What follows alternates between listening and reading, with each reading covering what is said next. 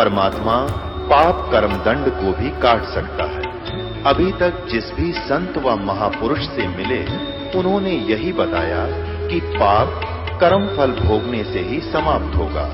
वो प्रभु कौन है जो पाप कर्म को काट देता है, वो काल के बंधन से छुड़वा देता है। उसका क्या नाम है, पूजा की विधि क्या है? कृपया अवश्य सुनिए जगत गुरु तत्वदर्शी संत रामपाल जी महाराज के अमृत वचन। कहते वहां सतलोक के अंदर ऐसी शंखों लहर मेहर की उपजे, क्योंकि वह बॉडी दूसरे टाइप की है। ऐसा शरीर नहीं है सतलोक में। शरीर एज इट इज है, सकल सूरत ऐसी है, मूर्त ऐसी है, लेकिन वो मटेरियल ये नहीं है। वो नूर एक तत्व से बना है, उसमें ये रक्त नहीं है, मांस हाड़ चाम नहीं है, एक नूर से बना हुआ है। अब ये आध्यात्मिक मार्ग है, ये समझ माना बहुत कठिन हो जाता है कि नूर से कैसे बनता है। अब जैसे ये शरीर 5 तत्वों से बना है, कैसा रूप है इसका? 5 तत्व कौन से हैं? पृथ्वी, आकाश, अग्नि, जल, वायु, ये 5 इसके। इसमें ये 5 कहीं नजर नहीं आ रहे, कहीं नहीं दिखाई देते। ऐसे ही एक नूर से वहाँ हमारे शरीर बनते हैं। उनमें ना बीपी हाई होता, ना कभी लो होता, ना कैंसर होती, ना किसी प्रकार का कोई संसारिक झंझट। वहाँ कोई काम नहीं आपको। और यहाँ फुर्सत नहीं, यहाँ के देवताओं को भी 1 सेकंड की। सबकी गृहस्थी, सबके साथ यही खाना पीना, पेट भरना और धंधा करना। सारा जीवन प्राणी इस शरीर के पोषण में ही व्यतीत कर देता है। सुबह उठता है, उठते ही चाय पानी खाना बनाओ खाओ, फिर काम पर जाओ, दोपहर में फिर खाओ, फिर अपना काम करो, फिर शाम में खाओ, और फिर उठते फिर चलो। आजीवन तक यही करते करते इस शरीर से कार्य लेने के लिए इसमें पहले हमने आहार डालना पड़ता है, और इसी व्यवस्था में सारा जीवन व्यर्थ हो जाता है। और वहाँ सतलोक में जाकर के कोई काम नहीं, राग द्वेष नहीं, भाई बंटवारा नहीं, बिल्कुल सब सदाबहार वृक्ष है। ये राधा स्वामी, धन धन सतगुरु और ये जय गुरुदेव वाले पंथ के गुरुजन, इनने क्या कहेगा पता नहीं। और कहते हैं सतलोक में प्रकाश ही प्रकाश है, चेतन ही चेतन है, और परमात्मा निराकार है। आत्मा परमात्मा में, मोक्ष प्राप्त आत्मा परमात्मा में ऐसे लीन हो जाती है जैसे बूंद समुद्र में। अरे भले आदमियों, परमात्मा के दर्शन के लिए महापुरुषों ने समाधियां लगाई। परमात्मा के दर्शन के लिए परमेश्वर ने 100 बार बताया कि परमात्मा के दर्शन करो। अरस कुर्स पर सवेत गुमट है, जहाँ सतगुरु का डेरा। सवेत मुकुट सिर छतर विराजै, और देखत ना उस चेहरे नु। यदि वहाँ परमात्मा है ही नहीं तो हम क्या करेंगे उड़े? वहाँ हमने क्या आवश्यकता जाने की? भगवान के लिए तरफ रहे हैं। अब कोई कहे कि उस आश्रम में चलो बरवाला में, और फिर कोई कहे गुरु जी तो है नहीं वहाँ पर, निराकार ही निराकार है, फिर टिंडे लेना होगा यहाँ आदमी क्या करेगा? ऐसा मूर्ख बना रखा हमारे को। परमात्मा के लिए तरफ रहे हैं, उसके दर्शन करेंगे, अपना दुखड़ा रोवाएंगे, सीने से लगाएंगे, और नो कहते वहाँ है ही नहीं। फिर रुचि भी बनी हुई है इनकी वहाँ जाने की, हद पाट जी कती है। कितने श्रद्धालु हैं। दरअसल बात यह है कि ना तो वहाँ जाना किसी ने, क्योंकि साधना जान की नहीं। तो इस प्रकार ये अज्ञान है, और परमात्मा ने जो बताया तो वो वास्तविक ज्ञान, तत्व ज्ञान है कि वहाँ पर सदाबहार वृक्ष हैं, बहुत सुंदर दूधों के सरोवर भरे हैं। ये जो यहाँ गंगा जल है, आपने देखा होगा गंगा नदी का जल, ये सतलोक से आया हुआ है। अब जैसे यहां आकर गिरता है, किसी ने दिखता नहीं, ये कहां से आ रहा है, इस पहाड़ से नहीं है। ये ऊपर से परमात्मा की व्यवस्था गुप्त रूप से आके यहाँ प्रकट कर दी जाती है। आजकल तो अंडरस्टूड है, विज्ञान ने बहुत कुछ करके दिखा दिया। आजकल यहाँ से फैक्स कर देते हैं, बीच में कुछ भी नहीं है, और आगे जाके पूरा मैटर सामने होता है, फिल्म भी सामने होती है, आ जाती है। ऐसे ये सतलोक से आई थी, सबसे पहले ये ब्रह्मलोक में गिरी, काल के लोक में। सब जगह इनके एक जटा कुंडली डैम बने हुए हैं, वहाँ से ओवरफ्लो होकर फिर वहाँ से चल पड़ती है, उर्वास रूप बन करके फिर दूसरी जगह के बर्फ रूप धारण करती है, वहाँ से फिर ये मेल्ट होकर के जल बन जाती है, फिर आगे चलती। ऐसे ही यहाँ आकर के गिरी हुई है। तो ये एक रिहर्सल है कि वहाँ का मटेरियल खराब नहीं होता, पदार्थ कभी भी खराब नहीं होता। गंगा जल को आप कितने ही दिन तक रखो वो खराब नहीं होगा, उसमें गंदा नहीं होगा। और दूसरा आपको प्रमाण दिखाते हैं कि हम इस परमेश्वर की अमर वाणी का पाठ करते हैं, जो यहाँ यज्ञ होता है, और यहाँ पर ये जल रखते हैं। एक सिंपल जल होता है यहाँ आम टूटियों का भरा हुआ, और इसको फिर परमात्मा की वाणी इसके ऊपर चलती है, मंत्र करते हैं, ये वाणी चलती है, मंत्र हैं भगवान के, ये सत्संग होता है, ये सब उसके ऊपर उस जल को अमृत बना देते हैं। गंगा से भी उत्तम बन जाता है वो। गंगा तो एक जल का काम करता है और वो एक बहुत प्रबल अमृत बन जाता है, और उसको कितने दिन तक रखिए आप, कभी खराब नहीं होता। हमारे पास रखा है सन 1996 का, 1996 का ये अमृत रखा हुआ आज तक एक बोतल में, और एज इट इज है।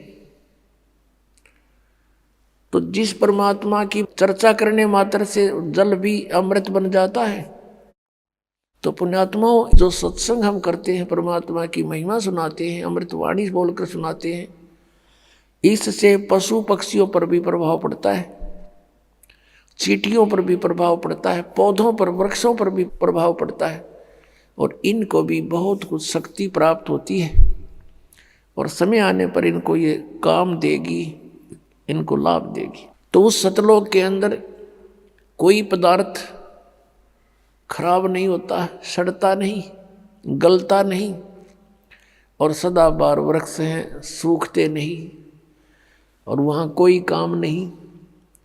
परमात्मा की याद में आत्मा भीगी रहती है, मस्त रहती है, बहुत आनंद रहता है, चर्चा चलती है, ऐसे मंडलियाँ बैठकर बतलाती हैं, और नीचे के दुखों को देखकर आँखों में आंसू आते हैं कि कैसे रजा हुई परमात्मा, हम कैसे निकला इस गंदते हैं।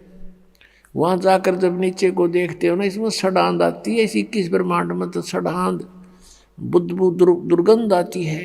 गरीबदास साहिब जी ने लिखा है कि लख योजन तक जात है या दुनिया की गंध दुर्गंध।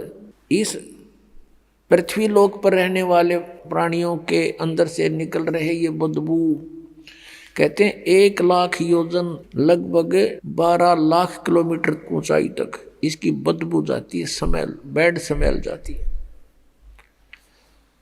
तो पुण्यात्माओं, इस प्रकार की विवेचन से आपका मन परमात्मा की तरफ आकर्षित होगा, और यहाँ से चलने की तैयारी करोगे।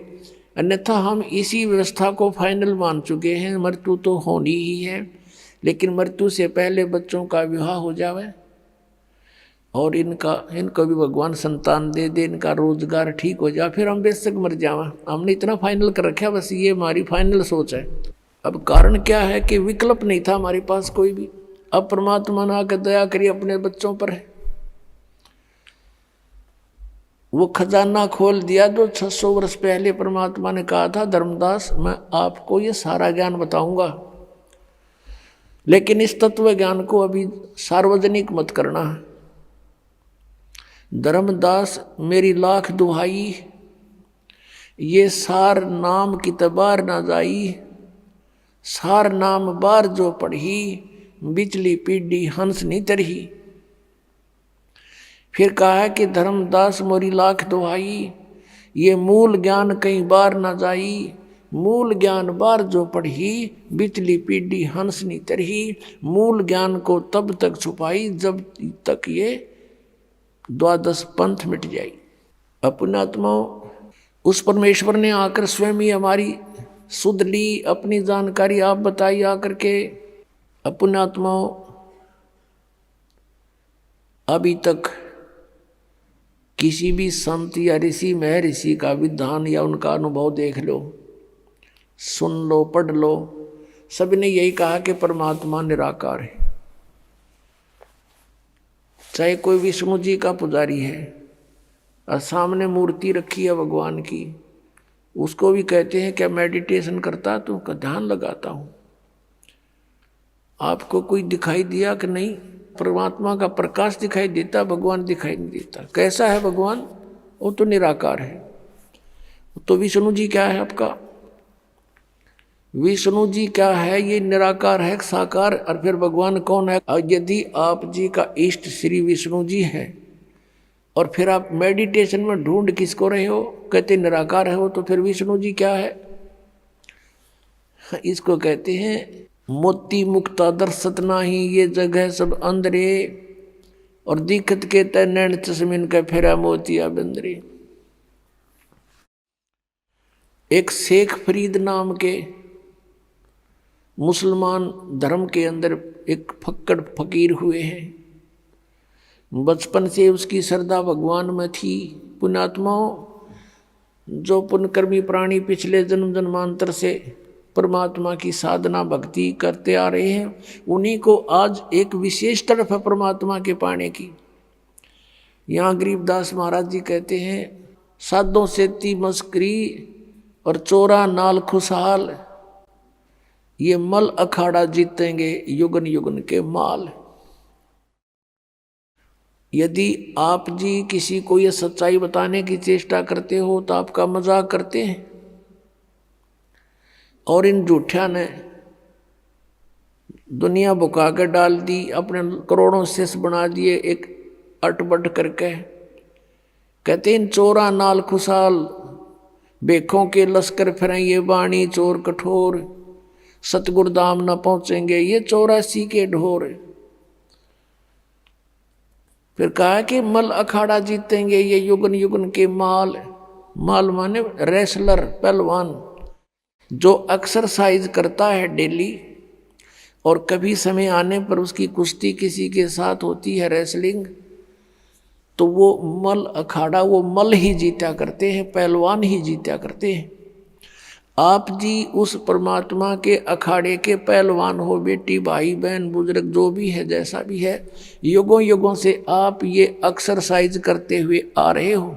आप ही में से पार होने का नंबर आओगा। जैसे बच्चे स्कूल जाते हैं, विद्यालय में, तो जो विद्यालय में जाते हैं उन्हीं में से पास होते हैं, और कोई जो पाली जाता है, गधा पर बारी लेता है, बैठ कर सवारी करता है, स्कूल नहीं जाता है, तो वो पास नहीं होते हैं। आप ही पार होगे। अब आपको वो विद्यालय मिल गया जहाँ सीधी टिकट सतलोक की मिलती है, तो अब आप पिछले जन्म जन्मांतर से तपस्या साधना भक्ति जैसी भी पता लगा भगवान के लिए अवश्य प्रयत्नशील रहे हो, और तुम्हारे में से आज सिलेक्शन हो रहा है। आप कहीं भी गए हो, भगवान के लिए गए थे, किसी संत के शिष्य बने, या किसी मंदिर मस्जिद गुरुद्वारों में आपने जाकर साधनाएं की, कहीं गुफा में गए, कोई तप किया, कोई व्रत किया, परमात्मा के लिए प्रयत्नशील थे। आप पिछले जन्मों के पहलवान थे, आप माल थे पिछले जन्म जन्मांतर के, लेकिन आपको दिशा ठीक ना मिली, जिस कारण से आत्मा आपकी भगवान बिना नहीं रह सकती। इस काल ने हमारे को मूर्ख बनाने के तरीके बहुत अपना रखे हैं। कोई शुक्रवार का व्रत रख के अपने आप को संतुष्ट मान रहा, रखे रहे। कोई सोमवार का व्रत रखता है तो बहुत अच्छा, रखे रहे, क्योंकि सैकड़ों समर्थक हैं, हाँ सही है मैं भी करता हूँ।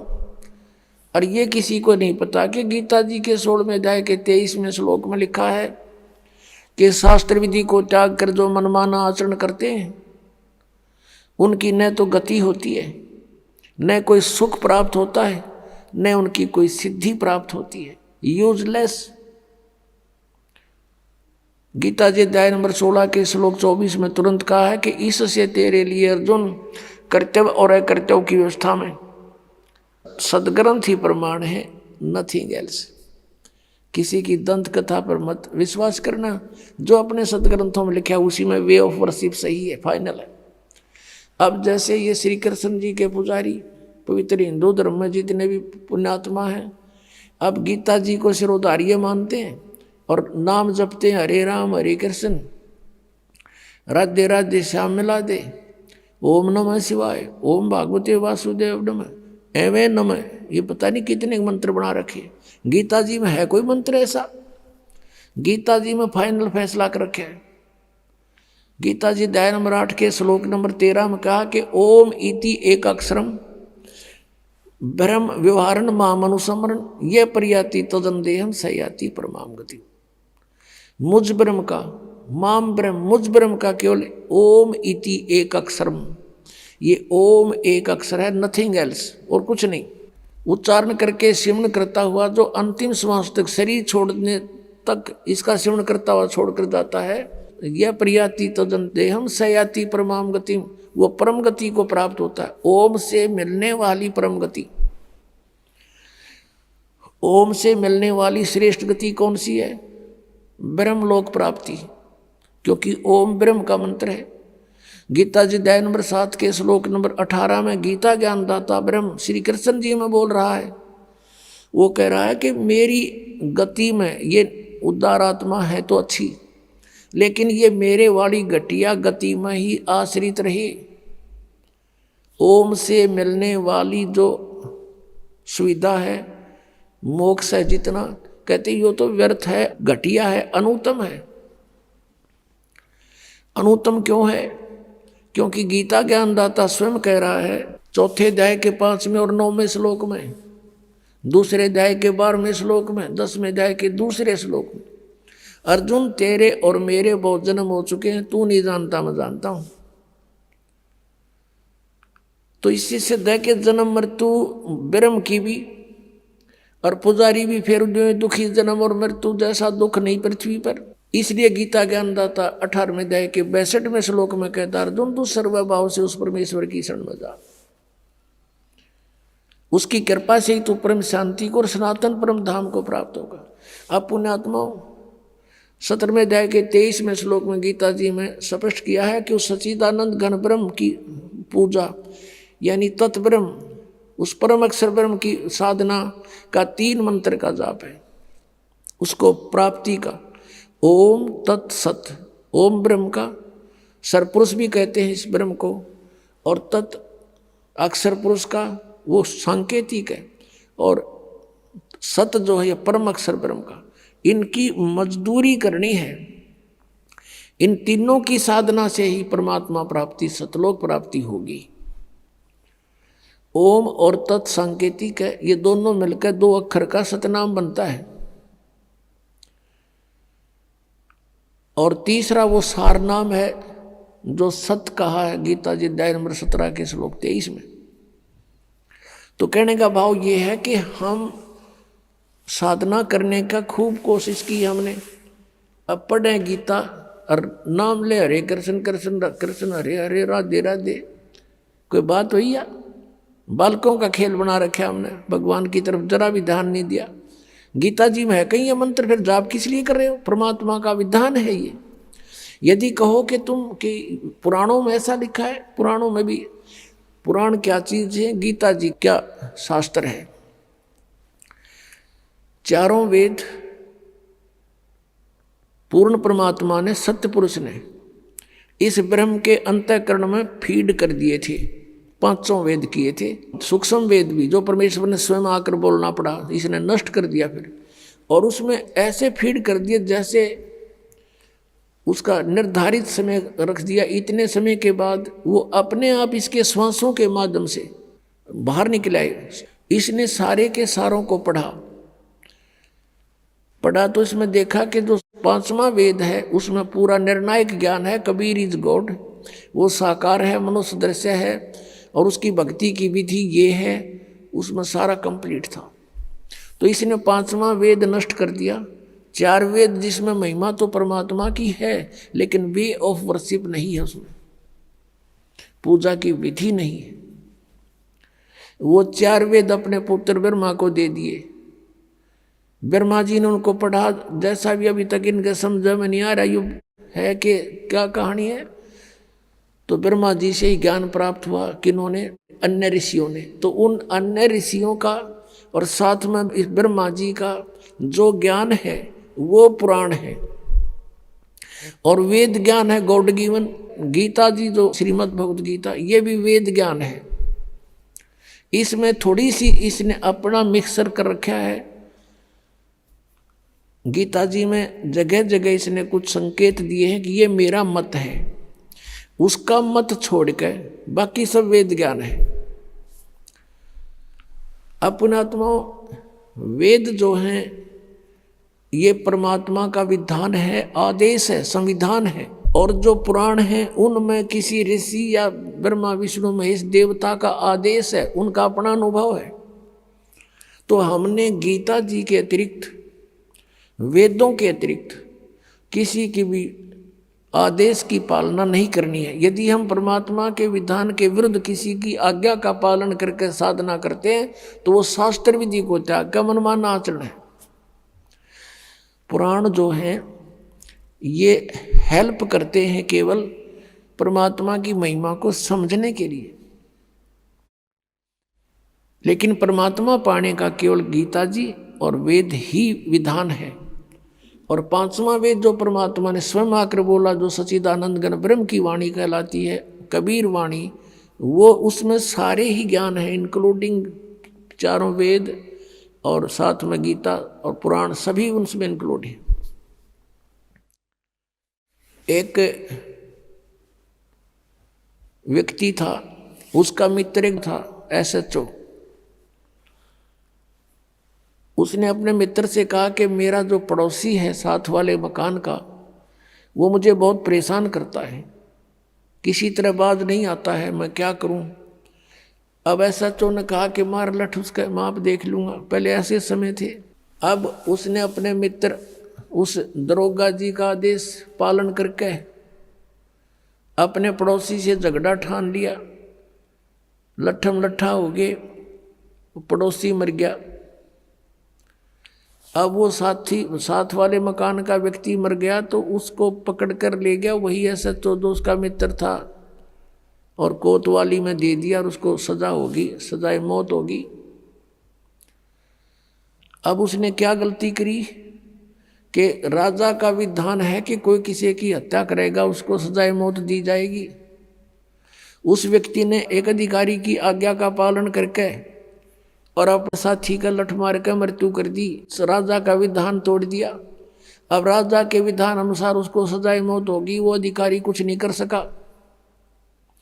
तो पुण्यात्माओं, हमने ऐसे जानना है कि जो वेद और गीता ये परमात्मा का विधान संदेश है, इसमें जो लिखा वही फाइनल है। इसके अतिरिक्त ऋषियों की, देवताओं की जो अपने अनुभव की बातें हैं वो हमने पूजा की विधि में स्वीकार नहीं करनी, क्योंकि वो एक अधिकारी का आदेश हो जाएगा। उसको पालन करने से भगवान का विधान खंड हो जाएगा और हम दोषी अपराधी हो जाएंगे। अब प्रसंग चल रहा है कि आज तक हमें परमात्मा की जानकारी यथार्थ रूप में नहीं हुई। एक शेख फरीद नाम का मुसलमान धर्म में उत्पन्न एक पुण्यकर्मी प्राणी था। पुण्यात्माओं, हम आज से नहीं जन्म मर रहे, असंख्य जन्म हो गए, और इस चतुर्युगी में हम सतयुग से लेकर आज तक जन्मते मरते रहे हैं। और इस कलयुग से पहले हम अलग, ना कोई मुसलमान था, ना हिंदू था, ना सिख था, ना ईसाई था। सब वैदिक धर्म को मानने वाले होते थे, वेदानुसार ओम नाम का जाप करते थे, और कोई साधना वो सर्व यज्ञ हवन आदि करते थे, 500 यज्ञ किया करते थे। अब हमारे आपस में संस्कार एक दूसरे के मिक्स हैं। आज कोई हिंदू धर्म में जन्मा है तो कल मुसलमान धर्म में जन्म ले सकता है। आज कोई मुसलमान धर्म में कट्टर हुआ बैठा, कल मृत्यु होगी, उसके बाद वो हिंदू धर्म के अंदर जन्म ले सकता है, ईसाई के भी ले सकता है। ईसाई भी की मृत्यु के बाद ईसाई भी यहाँ आ सकते हैं हिंदू धर्म में, और सिख धर्म में भी जा सकते हैं। तो कहने का भाव यह है कि हमने अपनी बुद्धि को बहुत ऊपर उठाना पड़ेगा, तब हम इस काल के जाल से निकल पाएंगे।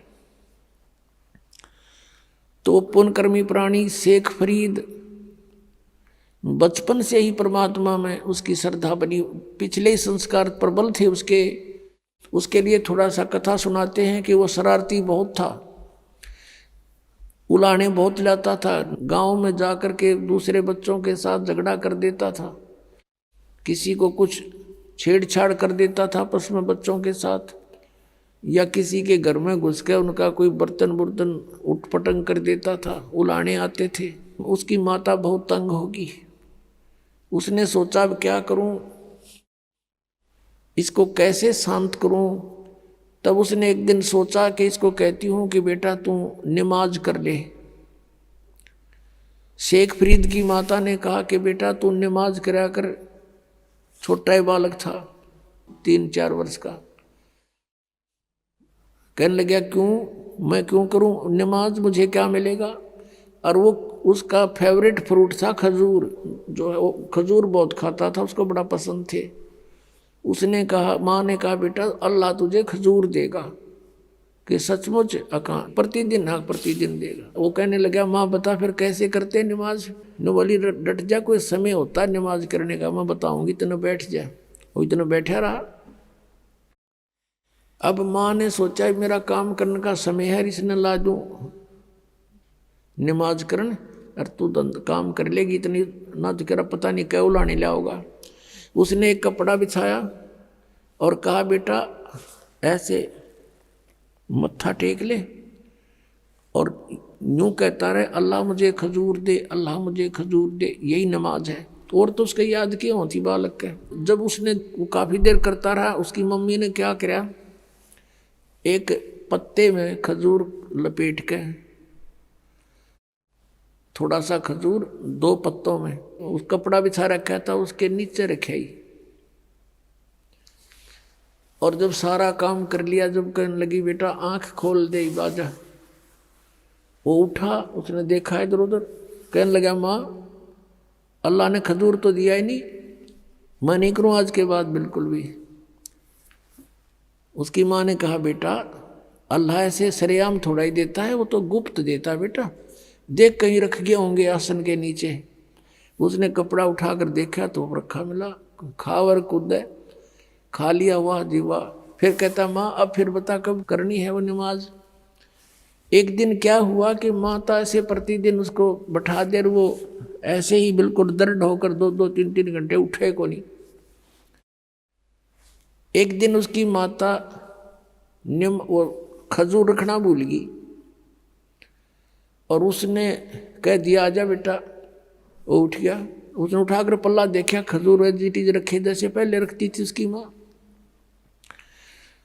अब फिर उसकी माँ के भी याद आ गया कि आज तो मेरे से गलती होगी, यू कभी नहीं कराई विसा नालायक से, आज इसको खजूर मिले नहीं। तो उसी समय वो खजूर खाता हुआ आ रहा था। उसकी माँ ने कहा बेटा ये खजूर कहाँ से लाया तू, अल्लाह रोज देता है मुझे। कहने लगी कहाँ था ये खजूर, अग वहीं जहाँ पहले रखती थी, आज दिखाऊं, एक पत्ता तो वहीं छोड़ के आया हूँ नीचे वाला। अब जाकर देखा सचमुच खजूर जो के जो। उसकी माँ तो हैरान रहेगी कि हे परमात्मा बड़ी सुनी ना, तो आज के बाद तो कभी नहीं करो नमाज। कहने का भाव ये है कि कहते हैं पिछले तब से होते हैं पूर्ण हंस मुराद, पिछला संस्कारी हंस था, परमात्मा ने आस्था बढ़ानी थी। उसकी माँ का भी फिर लगन बन गई, वह बस नकली सा काम कराया करती। उस दिन के बाद उसकी माँ का भी दृढ़ विश्वास हो गया भगवान है, अल्लाह है कहीं पर। तो जब वो बड़ा हुआ तो उसने घर त्याग दिया, क्योंकि रुक नहीं सकता वो प्राणी जिसको चाह भगवान की है। अब जो परंपरागत उनकी क्रियाएं थी, मांस खाना, वो उनको पसंद नहीं था उस प्यारी आत्मा को। उसने छोड़ दिया कि ये तो कुछ जची नहीं बात, हिंसा करके भगवान मिला करते हैं कभी। अब वो शेख फरीद पुण्यात्मा परमात्मा की तलाश में कहाँ जाते हैं, संत के पास। कि संतों के पास परमात्मा के पाने की विधि होती है। एक फक्कड़ फकीर था, सिद्ध पुरुष था, साधना करता था, सिद्धि में प्रसिद्ध हो रहा था। उसके पास पहुंच गए, उनसे बातें की, उसने अपना जो साधन जाने था वो बता दिया। बेटा, कठिन से कठिन तप कर, जितना कष्ट दोगे शरीर को उतना ही भगवान निकटाएगा। अब शेखप्रीत तो गए ही भगवान पाने के लिए थे, दिन रात अपने खूब कष्ट करें, जो भी गुरुजी आदेश दें वही पालन करें। अब शेखप्रीत गए हुए थे किस लिए? परमात्मा के लिए, और गुरुजी के आदेश का 100% पालन करते थे। उस आश्रम में उनके पास और भी 5-7 शिष्य रहते थे। और शेखप्रीत के जाने के बाद उनके गुरुदेव की उस बच्चे में वो ज़्यादा प्रिय लगने लगा, क्योंकि वो हर कार्य को उनकी इच्छा अनुसार करता था। ऐसे बैठा रहता था या खड़ा रहता था जब तक आज्ञा नहीं होती थी। उनके गुरुजी अधिकतर उसी से सेवा लेते थे। तो अन्य शिष्य ईर्षा करने लगे कि शेखप्रीत तो गुरुजी के हृदय में बस गया और आश्रम इसको देंगे लास्ट में मृत्यु के बाद, और तुम रह गए। अब घर छोड़ दिया परमात्मा पाने के लिए, और वहाँ जाकर फिर ये राग द्वेष अभिमान बड़ाई की भूख ज्यों की त्यों। फिर किस लिए डले ढो रहे हो वहाँ पर? अगर तुमने आश्रम की जरूरत है, भगवान की नहीं रही, मान बड़ाई की भूख है, तो भक्त नहीं। ये शेखप्रीत में नहीं थी। अब अन्य जो शिष्य थे उन्होंने सोचा इसको गुरुजी की नज़रों से गिराते हैं। वो जो सिद्ध पुरुष था, मुसलमान धर्म में फक्कड़ फकीर था, तपस्वी था, वो क्या करा करता? हुक्का पिया करता खाना खाते समय, और शाम के समय विशेषकर हुक्का पीकर तुरंत सो जाता था, सुबह वक्त से उठ जाता था। तो आश्रम में प्रत्येक भक्त की एक दिन की सेवा बांट रखी थी कि इस दिन वो सारी सेवा करेगा, इस दिन वो करेगा, इस दिन वो करेगा। जिस दिन शेखप्रीत की सेवा का टर्न आया, उस दिन अन्य सेवकों ने सोचा कि आज इसको गुरुदेव के नज़रों से गिराते हैं। वर्षा का मौसम था, लेकिन वर्षा नहीं हो रही थी। शेखप्रीत ने शाम के समय खाना बनाया गुरुजी के लिए, और गुरुजी के हुक्के के लिए पहले ही अग्नि तैयार कर देता था। उसने अग्नि तैयार कर ली थी, खाना खिलाने गया हुआ था। पीछे से उनके अन्य ईर्षालु साथियों ने वो अग्नि बुझा दी, पानी पूनी छिड़क दिया। अब शेखप्रीत ने तो ये सोचा था कि 2 मिनट में हुक्का भर के दे दूंगा, और वो गुरुजी इतना क्रोधी था, अगर 5 मिनट लेट हो जाता ना कोई भी किसी कार्य में, उससे इतना नाराज हो जाता, उसको डंडे मारता था और कई दिन तक उसको सेवा नहीं देता था। तो अब शेखप्रीत जी गए अपनी मस्ती में कि जाके हुक्का भर दूंगा। जाके देखा आग नहीं है। अब शेखप्रीत को तो भाई चिंता का विषय हो गया। इधर देखा उधर देखा, अग्नि नहीं बिल्कुल भी। थोड़ी सी दूर पर देखा कि गांव था, नगर था, वहां से 1 किलोमीटर की दूरी पे वहां धुआं उठ रहा था। चलम उठा के भाग लिया पूरी स्पीड से। वहां जाकर देखा तो एक माई चूल्हे में अग्नि जलाने की चेष्टा कर रही थी, फूंक मार रही थी, और आंखों में पानी गिर रहा था। धुआं वापस आकर उसको परेशान कर रहा था। अब शेखप्रीत दौड़ा दौड़ा गया, माई माई कहाँ, कौन है? हाँ महाराज क्या बात है? कि माई आग दे दो, हुक्का भरना है। वह माई थी नरी निकम्मी, नो बोली आँख फूट जाना जब आग मिला है, आँख फुटवा ले तू भी अपनी। अब वो बोला आदमी था, साधु संत बोले वाले होते हैं, अकमाई आँख फूटने से अग्नि मिल जाएगी? कहाँ मिल जाएगी? वनु का कर फिर फू फू करने लगेगी। अब उसने दे कर चिमटा आँख में और बाहर निकाल कर रख दी, ले माई आग दे दे मुझे, ये आँख फोड़ ली मैंने। अब माई ने देखा, उसके तो पाँव तलेगी धरती निकलेगी कि तू उस महात्मा का शिष्य है, वो बड़ा सिद्ध पुरुष है, और उसने कुछ वचन बोल दिए तेरा नाश हो जाएगा। उस माई ने सारी अग्नि बाहर काट दी चूल्हे थे, अकले बाबर ले। अब वो फटाफट धर के अगर उस आँख के एक बांध के कपड़ा सा और सपेटते फिर भाग लिया। उधर से गुरुजी ने आवाज लगाई, रे शेख फरीद, रे फरीद कित मर गया। तीसरी आवाज जब लगाई, जब 2 एकड़ की दूरी से आवाज करी, आ गया गुरुजी, आ गया गुरुजी। गुरुजी ने पूछा भी क्या बात है, इतनी देर कैसे लगा दी जी? आग, मौसम वर्षा का था, गुरुदेव अग्नि जलाई थी लेकिन आग बुझ गई, गांव से दौड़ के लाया हूँ। अच्छा रख दे। अब अग्नि रख दी, वो तो उक्का पीड़ का सोने की तैयारी में था, उसने देखा अंधेरा सा हो गया था, कह आँख का क्या लग गया जी? आपके रहते क्या लगे गुरुदेव, क्या लगे? नौका के बाहर निकल गया। कहा अच्छा भाई। अब माई ने सारी रात काटनी मुश्किल होगी, अब तेरे ऊपर बिजली गिरेगी, वो बताओगा गुरुजी को ऐसे ऐसे, और ये सिद्ध पुरुष है को वचन बोल दिया तेरा नाश होगा। सुबह सुबह जाली माई ले करके उसको आँख को मटके के कापण पर ढक्कन पर रख कर लेगी और कहा महाराज मेरे से गलती होगी, माफ़ कर दियो, आपका शेष अग्नि लेने गया था, मैं ऐसे ऐसे धूमे में दुखी हो रही थी और मेरे मुख से निकल गया कि आँख फुटवा ले, आँख फुटते तो अग्नि मिलती है, और आपके शेष ने आँख निकाल कर रख दी, महाराज मेरे फिर गलती होगी, माफ़ कर दो। माथा टेक कर रोआ बुढ़िया माई। अब उस गुरुजी के समझ में नहीं आ रही या कहना के चाह रही है। वो बोला माई मुझे ढंग से बता क्या बात है। कहने लगी जी ऐसे ऐसे बात थी। शेख फरीद को बुलाया, अरे फरीद इधर आ। कहाँ जी? अरे क्या हो गया? अका आपके रहते क्या हो गुरुदेव, आपके दास को आपके रहते क्या होना था, ये कपड़ा क्यों बांध रखा है? अरे जी ऐसे ही करके बोला खोल दे इसको। उसने कपड़ा खोल दिया तो आंख ज्यों की त्यों पाई उस फरीद की। अब वह माई देख कर हैरान रहेगी, लेकिन दूसरी आंख से वह कुछ छोटी बन गई। ये यकीन दिलाने के लिए कि सचमुच ये घटना घटी है। अब पुण्य आत्माओं, ऐसे सिद्ध पुरुष और ऐसे करामात दिखा देते हैं तो फिर उसके ऊपर शंका हो किसने?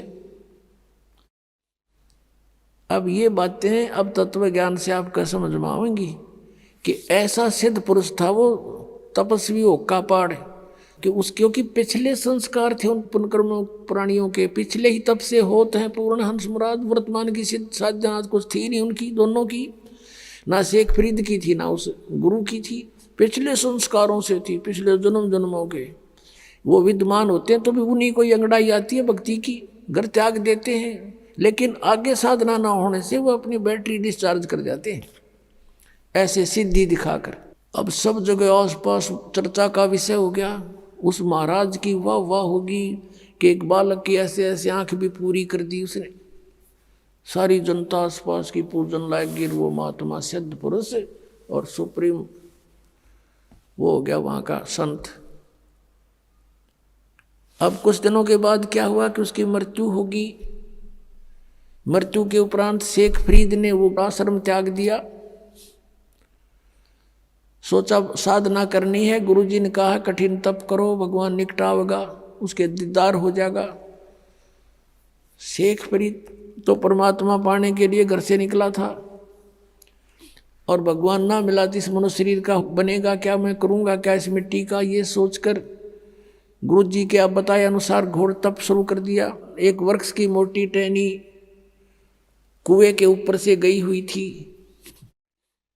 उसने सोचा बहुत साधना कर ली, वैसे करता हूँ। ऊपर रस्सा बांध लिया वृक्ष के और अपने पैरों में बांध लिया दोनों में, और शेष रस्सा नीचे को लटका दिया और उल्टा लटक गया। अब 12 वर्ष तक उसने उल्टा लटक के कई घंटों कुएं में साधना की और 12 वर्ष के अंदर 50 किलो अन्न खाया था शेख फरीद ने। 50 किलो 12 वर्ष में। यदि 10 ग्राम भी हम सोच कर चल रहे हैं तो एक महीने की भी 10 ग्राम तो होता भी कुछ को ना, 100 ग्राम माने तो भी एक महीने की ही 36 किलो हो जाती है। अपने आत्माओं, अब 12 वर्ष के अंदर 40 किलो अन्न खाया तो कैसा शरीर होगा उसका? अस्थि पंजर रह गया शेष। वो बाहर आकर के कभी कभी विश्राम करता था, परमात्मा की याद को कि उसमें तरफ में रहता था, और वो ऐसे लेटा हुआ था। कौव्या ने देखा कि ये व्यक्ति मर चुका है, वो उसके ऊपर आकर बैठ गए। शरीर पर कहीं मांस था ही नहीं। उन्होंने सोची कौवों ने कि माथे पर बैठ कर इनकी आंख निकाल लेते हैं। तब वो थोड़ा सा मुंह खुला उसका, कहा कि भाई कौवो, मेरे शरीर पर कहीं मांस बचा हो, उस मांस को खा लो, मेरी आंखों को मत छुओ, इसको ना डिस्टर्ब करो, मुझे अल्लाह के दीदार की आशा है, मैंने भगवान देखना है, आंखें छोड़ दो मेरी, बाकी कहीं तुम्हें कुछ मिले तो खा लो। ये मुसलमान थे, और जो मांस खाओ, बकरे काटें, गऊ काटें, ये परमात्मा पालेंगे? तो वो इतना दयालु कहता कौओं को कि मेरे मांस खा लो कहीं मिल जावे तो, पर मेरी आंख मत छेड़ो, आंखें मत डिस्टर्ब करो, मुझे अल्लाह के दीदार की आशा है। अब उसने सोचा कि अगर बाहर रहूंगा तो कौवे खा जाएंगे, आंखों को भी फोड़ देंगे, भगवान मिला नहीं। उल्टा ही लटक गया, धीरे धीरे सर्क के रस्सों के साथ में अभ्यास हो रहा था, और फूट फूट कर रोने लग गया। अल्लाह का दर्शन हुआ नहीं, और अब शरीर रहा नहीं, अब खत्म, प्राण जाने वाले, फूट फूट कर रोने लगा। अब क्या किया? परमात्मा कहते हैं गोता मारू स्वर्ग में और जा बैठूं पाताल, कह कबीर ढूंढता फिरूं अपने हीरे मोती लाल। ये इस तरह के साधक पिछले जन्मांतरों में कभी परमात्मा के परमहंस रहे हैं इस धरती पृथ्वी पर, लेकिन बीच में फिसल जाते हैं। उन्हीं में से शेख फरीद था। अब परमात्मा पहुंच गए वहां पर, उस कुएं पर खड़े हो गए और उसके रस्से को पकड़कर खींचने लगे, क्योंकि पहले कुएं बहुत गहरे होते थे, रस्से लंबे लंबे होते थे, ऐसे खींचने लगे बाहर को। शेख फरीद ने सोचा कोई शरारती आ गया पाली और मुझे डिस्टर्ब कर रहा है, और पहले भी ऐसे गवाले जो होते थे, भेड़ बकरियां चराने वाले, जो गंवार टाइप व्यक्ति, उनमें से कोई ना कोई बाबा जी उस संत के रस्से को पकड़कर ऐसे हिला देता था, और यूं बैठकर देखता था तमाशा। वो क्या कर लेता था, ऐसे सिर कर लेता था कि सिर में चोट ना आ जाए, और कभी कुएं के इधर लगता था जाके, कभी इधर। वो कुछ देर छेड़छाड़ कर चले जाते थे, पता था उसका कि किस किस के साथ लड़ूं, बच्चे हैं, करते रहेंगे। उन्हीं में से कोई और दूसरा उनको धमका देता था कि ऐसा मत करा करो संतों के साथ, तो कई दिन नहीं कोई आता था। अब शेख फरीद ने सोचा कि पहले तो ऐसे हिला लू का छोड़ जाते थे, आज यूँ ऐसा निकम्मा मिल गया, किसी ने बाहर निकाल लिया मैं। अब वो बाहर निकालते निकालते यूँ उल्टा लटका लटका कहता है, अरे भाई मुझे ना छेड़े, मुझे डिस्टर्ब ना करे, मैं अपना काम कर रहा हूँ, तू अपना काम कर। परमात्मा ने कहा कि तू क्या कर रहा है यहाँ पर? ए भाई, मैं भगवान के दर्शन के लिए, परमात्मा को देखने के लिए, परमात्मा के पाने के लिए मैं साधना कर रहा हूँ। तो परमेश्वर कबीर देव जी ने कहा कि मैं हूँ अल्लाह अकबर। अब ये बात सुनकर शेख फरीद के माथे पर चोड़ी पड़ी, कहने लगे भाई मजाक ना करें, आप अल्लाह नहीं हो सकते, क्योंकि अल्लाह तो निराकार है, वो तो बेचून है, अल्लाह दिखाई थोड़ी देता है। अब परमात्मा कहने लगा, भले आदमी, फिर तू डरे डो इसमें, तू क्या कर रहा है? एक तरफ तक कहता मैं परमात्मा के दीदार के लिए प्रयत्न कर रहा हूँ, और परमात्मा निराकार बतावे तू, फिर क्यों डले डो रहा है इसमें? क्या फायदा तेरा इसमें ये साधना करने का, जब वो निराकार है? क्या देखेगा उसका दीदार, क्या करेगा? अब क्या करे ना, गाम कर ज्ञान का तो चमका ऐसा लग गया करे, एकदम उसकी बुद्धि सेट होगी, मालिक खड़े सामने। उसको ये समझ में आ गई कि उस शेख फरीद के कि भाई अगर ये परमात्मा तो नहीं हो सकता, लेकिन परमात्मा का बाखबर जरूर है, यानी तत्वदर्शी संत अवश्य है। उसने उल्टा लटके लटके पैर पकड़ दिए कि महाराज मुझे भगवान का ज्ञान बता दे, मुझे अल्लाह की आवश्यकता है, अल्लाह के दर्शन करूंगा। परमात्मा ने कहा तुम फिर वही बात कर, अल्लाह के दर्शन करूंगा, तुम्हारा अल्लाह बेचून निराकार बताओ, तुम अल्लाह के दर्शन क्या खाक करेगा तू? अगर दर्शन करेगा तो अल्लाह साकार हुआ। अब वो कहता हाँ बिल्कुल ठीक है, नहीं तो दीदार शब्द आना नहीं चाहिए तुम्हारे मुख पर। तो वो कहने लगा जैसा भी है मुझे रास्ता बता दो, मैं भटक चुका हूं, मेरा अंत आने वाला है और परमात्मा मुझे मिला नहीं। अब परमात्मा ने क्या कहा कि बेटा बच्चा,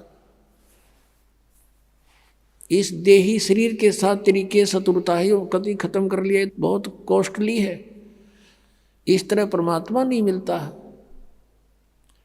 परमात्मा पाने का एक मंत्र है, जाप है, और भूखा रहने भगवान मिले नहीं, गना खाने से भगवान मिले नहीं।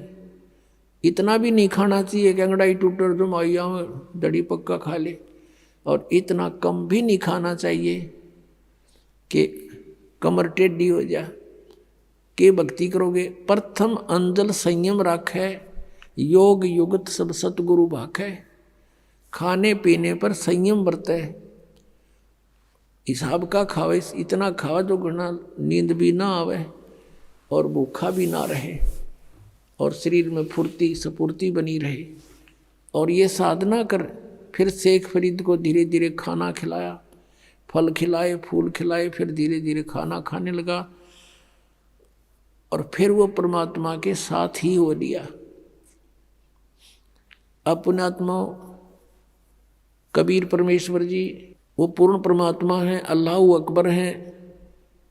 अल्लाह कबीर कहो चाहे कबीर अल्लाह कहो, गॉड कबीर कहो, कबीर साहब कहो, अल्लाह अकबर कहो, अल्लाह कबीर या अकबर एक ही बात है। ऐसे अपनी प्यारी आत्माओं को फिर से सतमार्ग पर लगाते हैं, उनकी बैटरी चार्ज करते हैं। अब पुण्यात्माओं कैसा है भगवान और कौन है परमात्मा? पहले तो हम अपने सदग्रंथों से पहचानेंगे कि कैसा है भगवान। जैसे पवित्र हिंदू धर्म के अंदर चारों वेदों को एथेंटिक मानते हैं कि वेदों में जो लिखा वो फाइनल है, लेकिन वेदों का जो लेख है मूल पाठ संस्कृत भाषा में है। अपनात्माओं ज्ञान जो होता है, ज्ञान वो किसी भी भाषा में हो, ज्ञान तो ज्ञान ही होता है। जैसे हम अपनी चाहे हरियाणवी भाषा में बोल के वो बात बता दे, और चाहे जिस भाषा को कोई समझता हो उसमें बोलकर बता दे, वो ज्ञान श्रेष्ठ हो, यथार्थ हो, तो उसका समझना आवश्यक है। अब एक भाषा को जान लेने से विद्वान नहीं हो जाता। जैसे संस्कृत भाषा को जानते थे ब्राह्मण वर्ग, और इन्हीं को पहले सतयुग त्रेता द्वापर तक इन्हीं को शिक्षा ग्रहण का आदेश था, दूसरे वर्ग को नहीं था, वर्ण को नहीं था। परमात्मा चारों युगों में आए हैं।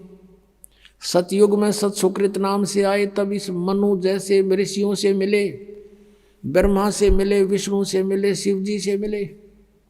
इनको यथार्थ ज्ञान समझाया, इन्होंने ध्यान से सुना, लेकिन बाद में काल ने इनकी बुद्धि को बदल दिया कि ये झूठ बोलता है, ऐसा कुछ नहीं है। तो तीनों ने बगावत कर दी, भगवान की वाणी को स्वीकारा नहीं।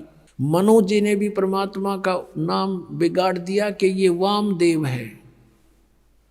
वाम माने उल्टा, उल्टे अर्थ करने वाला, क्योंकि कबीर परमेश्वर कहते थे मैं परमात्मा हूं। तो इस बात का बहुत मजाक उड़ाते थे वो कि ये भगवान है, ये ब्रह्मा विष्णु महेश से भी ऊपर मानता है, मेंटल है, मेंटल। वो कहा करते कि भगवान तो निराकार है, प्रकाश ही प्रकाश है। परमात्मा कहा करते कि ऊपर भी मैं ही हूं, नीचे भी मैं ही हूं, दोनों ठोड़ पर मैं ही हूं।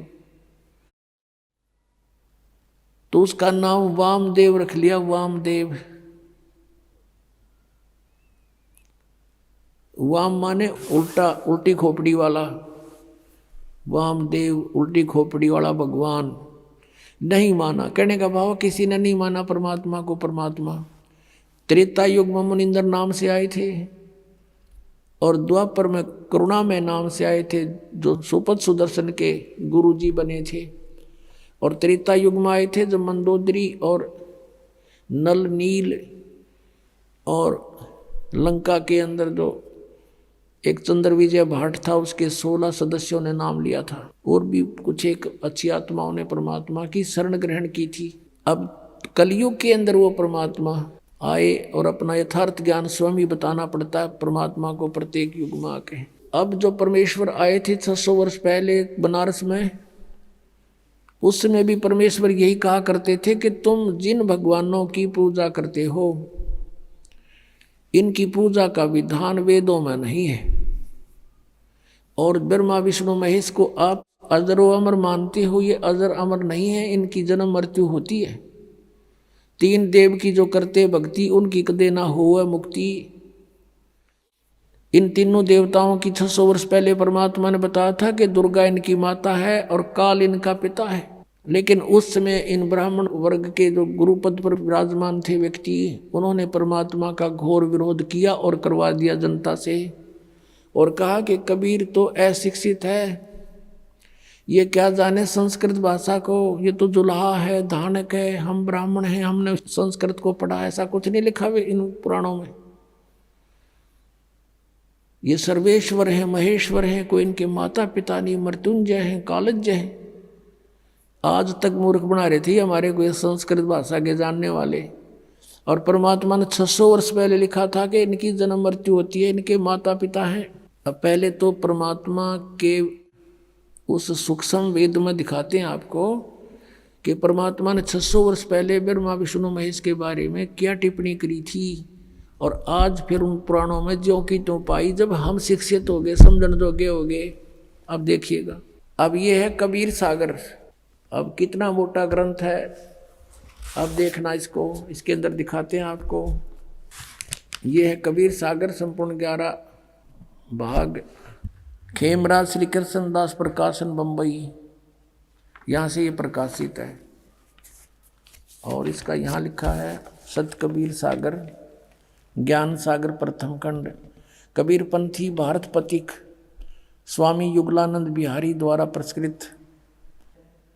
मुद्रक एवं प्रकाशक हैं खेमराज श्री कृष्ण दास, अध्यक्ष श्री वेंकटेश्वर प्रेस, खेमराज श्री कृष्ण दास मार्ग मुंबई।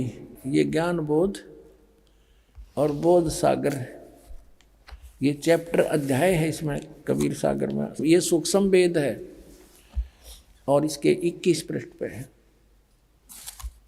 यहाँ देखिएगा, धर्मदास ये जग बोरा न, कोई न जाने पद निर्वाण। यही कारण मैं कथा पसारा, जग से कहिए राम नियारा। ये नाम गलत लिखा, मिसप्रिंट है। यही ज्ञान जग जीव सुनावो, सब जीवों का भरम नसावो। अब मैं तुमसे कहूँ चिताई, ही तेरे देवन की उत्पत्ति भाई। तेरे तीनों भगवानों का जन्म बताता हूँ, जन्म पोथी, जन्म पत्री, इनकी जन्म तिथि। कुछ संक्षेप कहूँ गहुराई, सब संशय तुमरे मिट जाई। भरम गए जग वेद पुराना, आदि राम का वेद न जाना। आदि राम है ये, राम राम सब जगत बखाने, आदि राम कोई बिरला जाने। सब राम राम अल्लाह अल्लाह कर रहे हैं, गॉड गॉड। आदि राम यानी सनातन परमात्मा को कोई नहीं जानता। ये राम है, नाम नहीं, सब गलत स्प्रिंट है ये। ज्ञानी सुने सो हृदय लगाई, मूर्ख सुने तो गम ना पाई। अब ब्रह्मा विष्णु महेश के तीनों देवताओं के माता पिता बताता हूँ। माँ अष्टंगी पिता निरंजन, ये जमदारुण वंशन अंजन। पहले कीन निरंजन राई, पीछे से माया उपजाई। माया रूप देख अति शोभा, देव निरंजन तन मन लोभा। कामदेव धर्मराय सताए, देवी को तुरंत दर खाए। पेट से देवी करी पुकारी, हे साहेब में मोह करो उबारी। टेर सुनी सतगुरु तय आए, अष्टंगी के बंद छुड़वाए। धर्मराय को हिकमत कीना, नख रेखा से भग कर लीना। धर्मराय करे भोग विलासा, माया को रही तब आशा। ये धर्मराय काल को भी कहते हैं। ये काल ज्योत स्वरूपी निरंजन काल या ब्रह्म कहो, ये दुर्गा का पति है और ब्रह्मा विष्णु महेश इन दोनों के संयोग से उत्पन्न हुए परमात्मा बता रहे हैं। 3 पुत्र अष्टंगी जाए, ब्रह्मा विष्णु शिव नाम धराए। होय होय 3 देव विस्तार चलावे, इनमें यो जग धोखा खावे। पुरुष गम कैसे कोई पावे, काल निरंजन जग भरमावे। 3 लोक अपने सुत दीन्या, सुन निरंजन बासालीन्या। 3 अपने पुत्रों को 3 लोक, पृथ्वी लोक, स्वर्ग लोक और पाताल लोक दे करके स्वयं वो गुप्त रहता है 21 में अपने ब्रह्मांड के ऊपरले किनारे पर। अलख निरंजन सुन ठिकाना, सुन यानी ऊपर, वो कम प्लेस में ये अलग अलग स्थान बनाकर रहता है। और ब्रह्मा विष्णु शिव भेद न जाना, अलख निरंजन सुन ठिकाना, ब्रह्मा विष्णु शिव भेद न जाना। 3 देव सो उसको ध्यावे, निरंजन का वे पार न पावे। अभी तक ब्रह्म की प्राप्ति ब्रह्मा विष्णु महेश को नहीं होली। अलख निरंजन बड़ बटपारा, 3 लोक जीव कीन आहारा। 3 लोकों के जीवों को खाता है ये, बड़ा ठग है। बटपारा माने छली व्यक्ति है ये। ब्रह्मा विष्णु शिव नहीं बचाए, सकल खाए पुन दूर उड़ाए। कहते ब्रह्मा विष्णु महेश अपने पुत्रों को भी खाओगा ये आखिर में। तिनके सुत हैं तीनों देवा, आंध्र जीव करते हैं सेवा। 3 के पुत्र हैं, 3 यानी इनके ब्रह्मा विष्णु महेश जो हैं काल और दुर्गा के पुत्र हैं। और ये अंधर जीव, अंधे जीव इन ब्रह्मा विष्णु महेश की पूजा करते हैं। अंधे माने ज्ञानहीन। अकाल पुरुष काहू नहीं चीन्या, काल पाए सभी गैलीना। कहते 3 देव और असुर अवतारा, ताको बजे सकल संसारा। तीनों गुण का ये विस्तारा, धर्मदास मैं कहूँ पुकारा। गुण तीनों की भक्ति में ये भूल पड़ो संसार। कह कबीर निज नाम बिना कैसे उतरो पार। 3 देव की करते भक्ति, उनकी कदे ना हो मुक्ति। कबीर परमात्मा जी 600 वर्ष पहले कहा करते थे ये ज्ञान। और इन संस्कृत भाषा के जानने वालों ने कहा था कि कबीर जी तो अनपढ़ हैं, अशिक्षित हैं, ये संस्कृत भाषा को कैसे समझ सकते, ये झूठा है, कपटी है, झूठ बोलता है। ऐसा घोर विरोध करा दिया परमात्मा का। वो सितम ढाए परमात्मा के ऊपर। उनका इतिहास सुनाएंगे आने वाले समय में, जब भी ये कई दिन का सत्संग करेंगे अगले, क्योंकि 3 दिन का सत्संग, 3 का भी 2.5 दिन का समझ लो ये तो। इसमें तो परमात्मा की भूमिका बनती है। इसलिए 17 से 21 अभी फरवरी का 5 दिन का सत्संग होगा, उसमें और विशेष डिटेल बताई जाएगी। तो अब सिंपल सा आपको बताते हैं कि क्या हुआ कि परमात्मा 600 वर्ष पहले आकर ये कह गए थे कि ब्रह्मा विष्णु महेश के ये माता पिता हैं, इनकी जन्म मृत्यु होती हो, ये अजरमर नहीं है, ये नासवान है, इनकी पूजा से मोक्ष नहीं। इनकी जब आप जन्म मृत्यु तो मैं मोक्ष कैसे देंगे।